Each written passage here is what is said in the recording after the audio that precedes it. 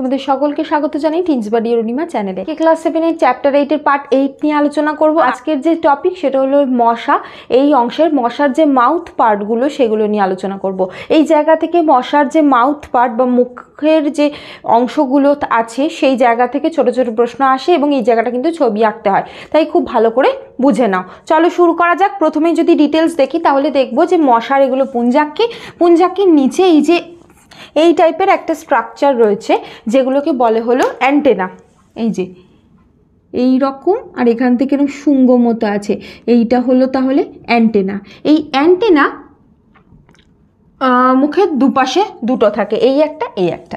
তার ভিতরের অংশ যদি দেখি সেখানে থাকে হলো ম্যাক্সিলারি পাল্প। এটার নাম হলো ম্যাক্সিলারি পাল্প। অনেকটা অ্যান্টেনার মতোই দেখতে কিন্তু আকারে ছোট। তাহলে এইগুলো কিসে সাহায্য করে? এগুলো যে সামনে ধরো মানুষ আছে বা যেখান থেকে ও রক্ত শুষে নেবে বা ফলের রস নেবে সেইগুলো বুঝতে সাহায্য করে, ঠিক আছে। পাল্প। তারপরের যে ভেতরের অংশটা যদি দেখবো যে এইরকম একটা লম্বা অংশ আছে, ঠিক আছে।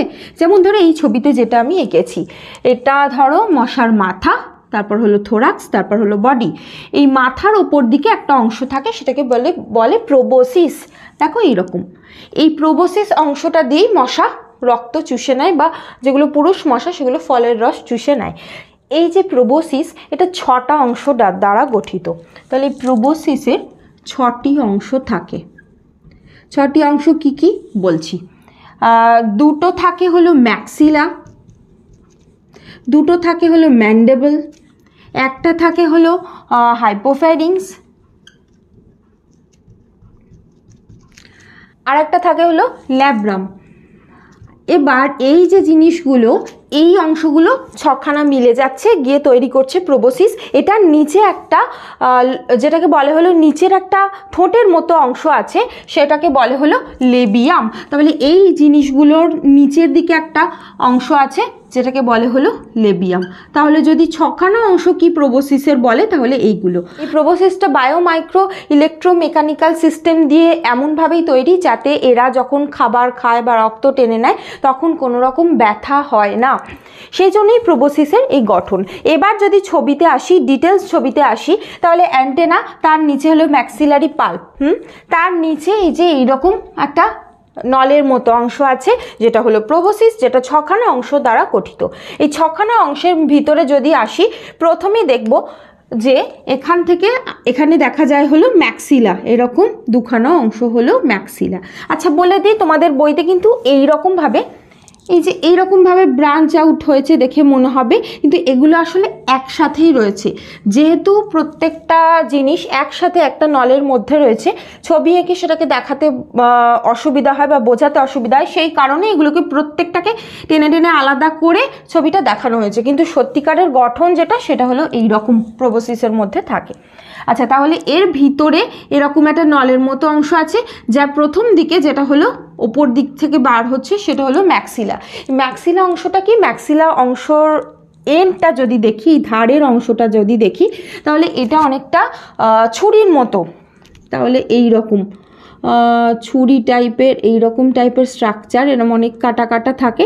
এটা কি করে? চামড়াকে কাটতে সাহায্য করে, এর ভিতর থেকে রক্ত টেনে নিতে সাহায্য করে, এবং এটা বাকি যে মুখোপাঙ্গ সেগুলোকে সাপোর্ট দেয়, অবলম্বন দেয়।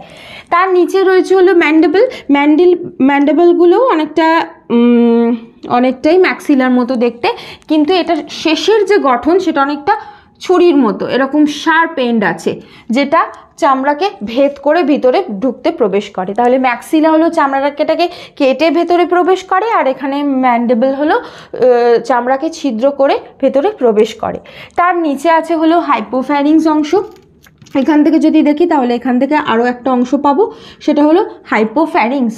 এই যে দেখো, যেটা লাল সবুজ দিয়ে আঁকা হয়েছে সেটা হলো হাইপোফ্যারিংস। এই হাইপোফ্যারিংসের মাধ্যমে মশার নিজের লালারস যে ব্যক্তি যার থেকে রক্ত খাচ্ছে তার শরীরে প্রবেশ করায়, যাতে সেই রক্তটা জমাট না বাঁধে।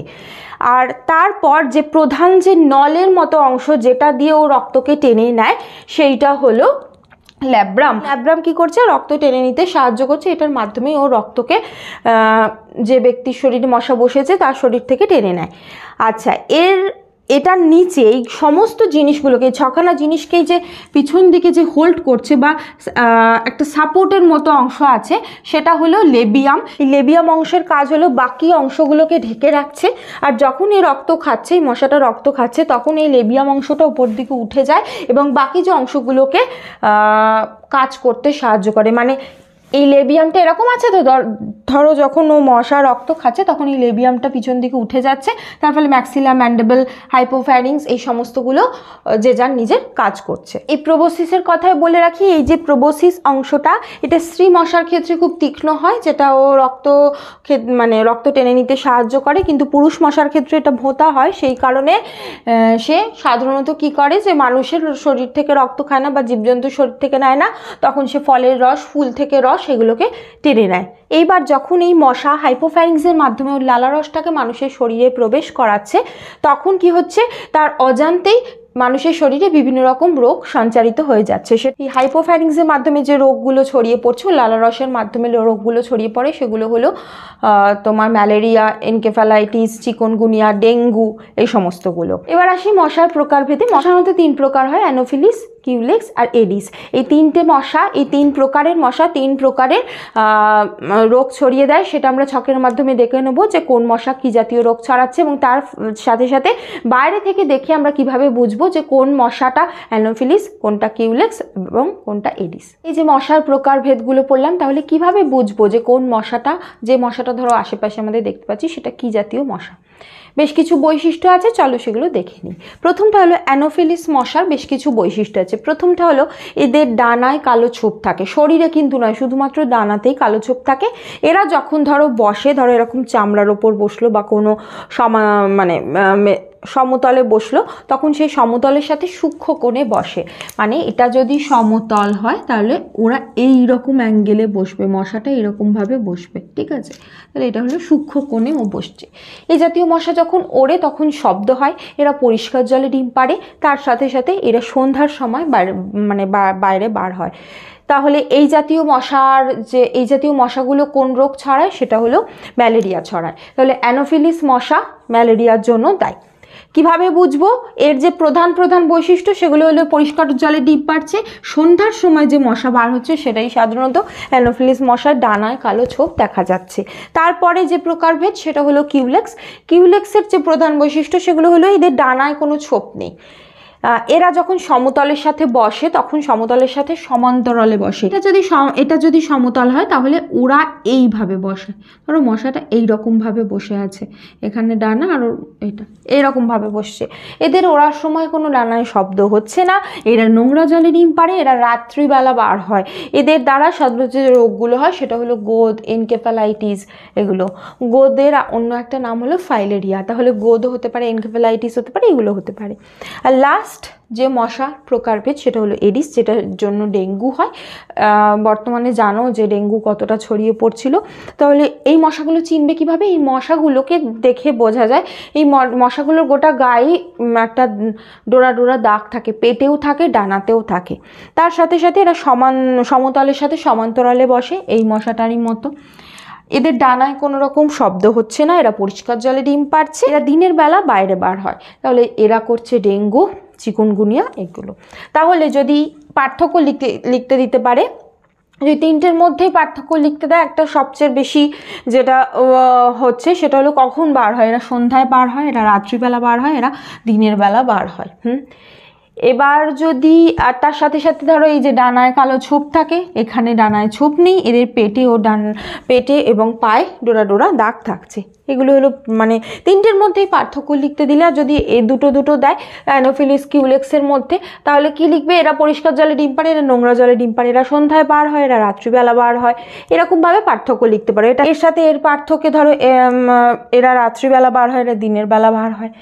আচ্ছা, এখানে বলে রাখি, অনেক সময় ঘুরিয়ে প্রশ্ন আসে কিউলেক্স এবং এডিসের মধ্যে মিল কি? এদেরও ওড়বার সময় কোনো রকম শব্দ হয় না, এদেরও ওড়বার সময় কোনো রকম শব্দ হয় না, ঠিক আছে? আর এরাও সমতলের সাথে সমান্তরালে বসে, এরাও তাই। এগুলো হলো মিল। এইভাবে তোমরা পুরোটা পড়ে রাখবে, এগুলো কাজে লাগতে পারে। আশা করি তোমরা বুঝতে পেরেছো। আজ এই পর্যন্তই।